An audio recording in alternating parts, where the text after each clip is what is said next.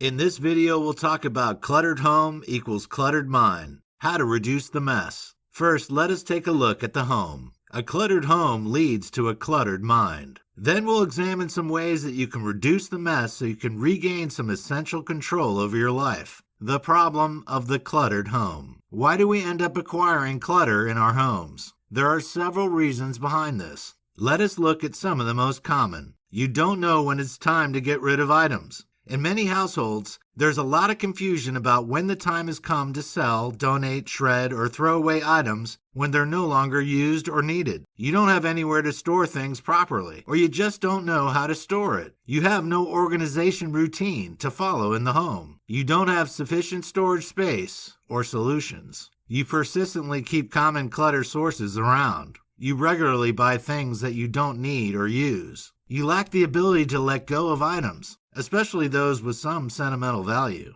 Many of us can relate to at least one of the above statements. The key is to identify which are applicable to you so that you can then work on ways of addressing them. How does a cluttered home lead to a cluttered mind? Clutter in the home ends up having a negative impact on your mind, your body, and your overall health. There is a direct link between high levels of stress and excess clutter in the home, and this has been proven in several studies over the past few years. Why is this the case? The home is supposed to be an oasis of calm, a peaceful refuge, and a comfortable space where you can unwind and chill out. How can you do that if there's disorganization and mess everywhere? Clutter in the home impacts negatively on your ability to concentrate and focus. There are distractions everywhere, and this causes your mental faculties to become worn down. Frustration is then the inevitable result, which causes stress to build up. When you can't focus properly, your ability to problem solve and be creative is also inhibited. Tests have shown that people who have increased clutter at home also have higher cortisol levels in their bodies.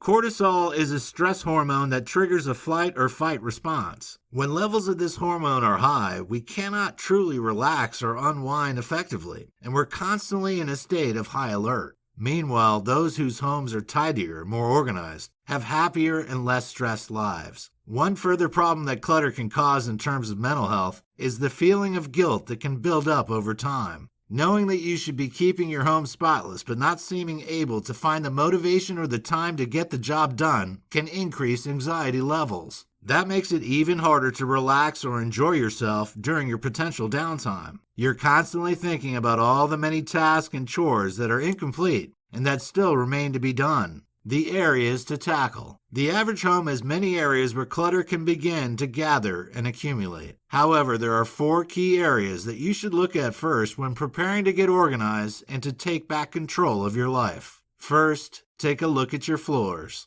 Do you have piles of items in the corner of the room? Are there furnishings that you simply don't need to take up space in your home? Take another look at your home's footprint. Decide how you can use the space more effectively so you can move more easily between rooms and enjoy maximum openness throughout. Secondly, take a look at your drawers. Are they full of junk? Have they been emptied and sorted recently? Are there items in there that should really have gone in the trash years ago? Even if there's no junk in there, have they been tidied and organized? Thirdly, take a look at your closets. Do you really wear all those clothes? Are all those shoes really necessary? Is there a better way to store those sweaters? Could you find new storage solutions to maximize the available space in your closet? Fourthly, take a look at your shelves. While these may be the last area that you consider organizing, it can be the place in your home where most clutter appears. How often have you put a book, a toy, or a pen on a shelf and thought you could move it soon, but then never got around to it? Do you regularly tidy up the books, CDs, or DVDs in your units?